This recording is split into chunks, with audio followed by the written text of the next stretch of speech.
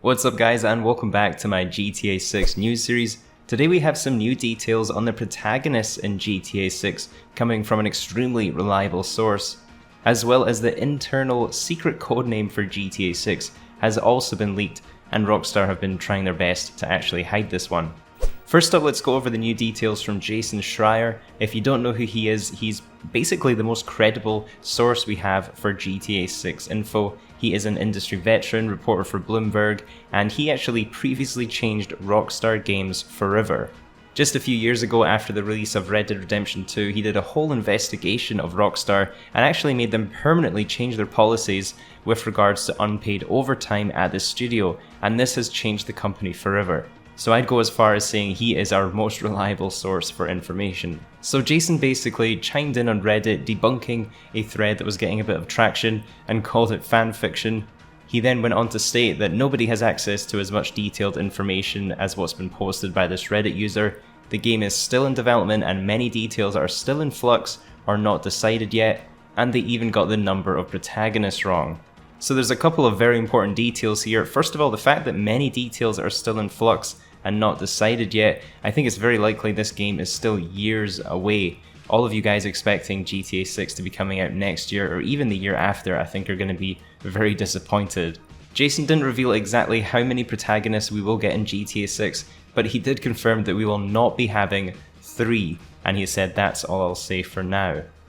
I feel like the 3 protagonists was a bit of a hate it or love it in GTA 5. I personally am not a fan. I don't really like the story being spread too thinly across 3 protagonists. I much prefer having 1 personally. I think having anything over 3 protagonists is pretty out of the question, so do let me know in the comments if you guys would rather have 2 or 1 protagonist in GTA 6. The next thing to go over today is this secret internal codename for GTA 6 that is Fireball. Now the name Fireball has actually been confirmed from multiple voice actors' resumes. It just seems to keep on coming up with any voice actors and any motion capture work that has been done for GTA 6. Now if you didn't know already, Rockstar Games have a secret internal codename for all of their games. The Red Dead Redemption 2 codename was Fiero, Grand Theft Auto 5 was Rush, and then Grand Theft Auto 4's I believe was Ice. And this is a pretty common practice in the video game industry to have codenames, especially for unreleased titles.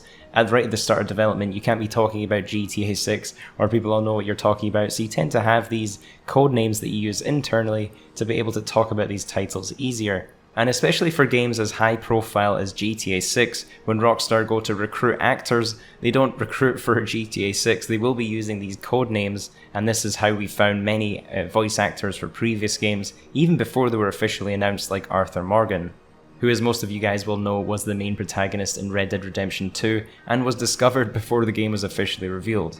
Now just so you guys know, the internal codenames tend to not have any relevance at all to the video game. That's why Red Dead Redemption 2's codename was Fiero. It doesn't really mean anything even now after we've played through the game. It has no significant meaning. So GTA 6's name being Fireball doesn't actually give us any clues on the game whatsoever. But I guess that's the whole point of a secret codename, is to not give any details, but I thought I'd mention nonetheless. So let's go over the actors' resumes where these instances of Fireball seems to keep on coming up. First of all, we have Natonia Monet, and on her profile she had listed some voice actor work for Fireball video game under the character Tamara under Rockstar Games. Now once this was shared online, it was quickly removed from her profile. Rockstar Games does not take leaks like this lightly. They will definitely want that stuff removed as soon as possible.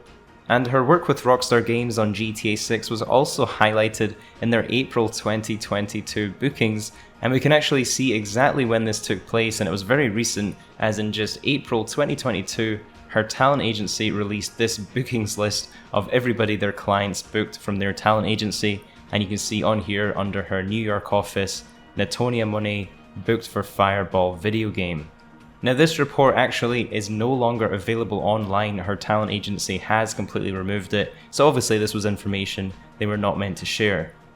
Alright, next up we have Marco Virgilio, who I believe is actually going to be one of the radio presenters in GTA 6, as his profile reads Radio Announcer, Radio Hinterland for Fireball.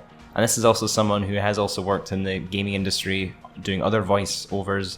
You can see here in his resume, it's actually lists Clash Royale for Supercell.